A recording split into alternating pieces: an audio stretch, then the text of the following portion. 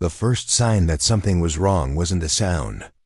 It was a color dot. It was the flash of red and blue, pulsing against the houses across the street. It was a silent, unwelcome heartbeat. In the backyard, the music was playing. It was a happy, silly song for children. The sound of kids laughing and screaming in the bouncy house almost covered the noise. But the father saw it. He was at the grill, a spatula in one hand, a big smile on his face.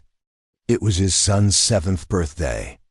After months of saving, this party was all his son had talked about. The bouncy house, the hamburgers, the cake with the superhero on it. It was a perfect, sunny Saturday dot, and now there were colors. The father's smile didn't fade, not all at once. It just tightened. He looked through his kitchen window, out to the front street. A police cruiser was parked at his curb. Not slowing down, parked. "I'll be right back," he said to one of the other parents. His voice was calm. Inside, his stomach had turned to ice. "Please, not today. Not in front of my son." He walked through his house, wiping his hands on his apron. He took the apron off before he opened the front door. He stepped outside, hands in plain sight. 2 officers were getting out of the car. One was older, with a face that looked like it had never smiled. The other was younger, looking at the house as if it didn't belong on the street. "Good afternoon, officers," the father said. He tried to keep his voice light. "Is there a problem?" The older officer didn't look at him. He looked at the house. He looked at the neatly cut lawn. He looked at the 2 new bikes on the porch. "We've had a complaint," the older officer said. His voice was flat, like a machine. "A complaint?" the father asked. He could feel a small tremor in his hand and clenched it into a fist. "About noise," the officer said, finally looking at him. His eyes were cold. "This isn't a block party, pal. Some people work weekends." The father glanced up and down the quiet street. It was 2 p.m. on a Saturday. "Officer, I'm so sorry. It's just my son's 7th birthday party. The music is a little loud, I know. I can turn it right down. It's no problem at all." He was polite. He was agreeable. He was giving them no reason. A reasonable person would have said, "Okay, just keep it down." But this officer wasn't a reasonable person. "It's a little loud?" the officer said, taking a step toward the father. He was trying to be intimidating. "We could hear that racket from 2 streets over. What else you got going on back there? You got a permit for this?" "A permit?" the father repeated, confused. It's a birthday party. In my own backyard. It's just hamburgers and a bouncy house. You don't need a permit for that." The younger officer spoke up, shifting on his feet. "Sir, I think he just means—" "I know what I mean," the older officer snapped, cutting him off. He looked back at the father. "I smell smoke. You got an open fire?" "It's a grill," the father said, his patience starting to fray. "I'm cooking hamburgers for the children. We're going to need to see it," the officer said, and started walking up the driveway toward the side gate. This was the moment. The father could feel the anger, hot and sharp, rising in his chest. This was his home. His son's party. He stepped in the way, blocking the gate. "Officer, with all due respect, you can't be serious," the father said, his voice low. "You can't come into my backyard to inspect my grill. You're harassing me in front of my family and friends." The officer's eyes lit up. This is what he wanted. A confrontation. "Harassing?" he said, putting his hand on his belt. "Sir, you're impeding an investigation. Are you refusing to cooperate?" The music in the backyard suddenly cut off. The laughter stopped. The silence was heavy. Then a small voice, "Dad?" The father's heart broke.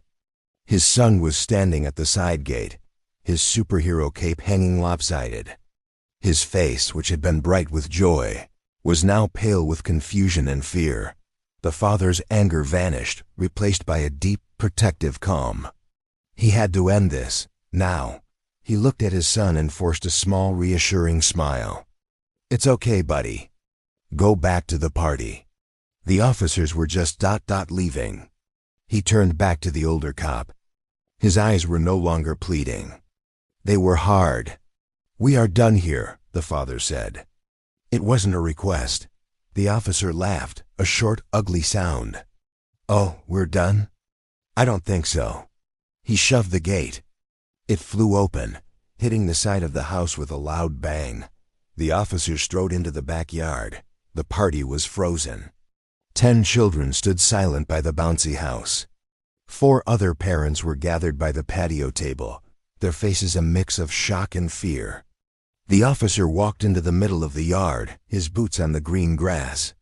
He looked at the grill. He looked at the table of food. He looked at the terrified children. "All right, party's over," he announced to the yard. "We got a noise complaint and an illegal fire. Everyone's got to clear out. Now!" The little boy cried out, tears welling in his eyes. "It's my birthday." The father walked straight up to the officer, his hands shaking with a rage he hadn't felt in years. "You can't do this. These are children. You are traumatizing my son. You should have thought of that before you broke the law," the officer sneered. He then pointed to the cake on the table. "What's in the cake?" It was such a bizarre, threatening question that the father just stared at him. "It's a cake. For my son. It's sugar." The officer walked over and jammed his finger into the side of the cake, pulling a piece out. He rubbed the blue frosting between his thumb and forefinger. He was destroying it. Just because he could. That was it. "Get out of my yard," the father said. His voice was dead calm. "You're in no position to give orders," the officer said, wiping the frosting on his pants.